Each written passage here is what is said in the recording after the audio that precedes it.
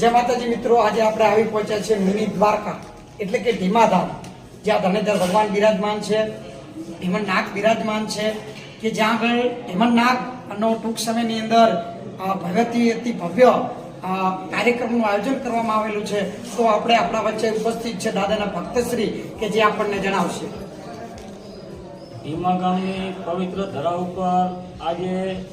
500-700 સાલ પહેલાંનો એમના શિખર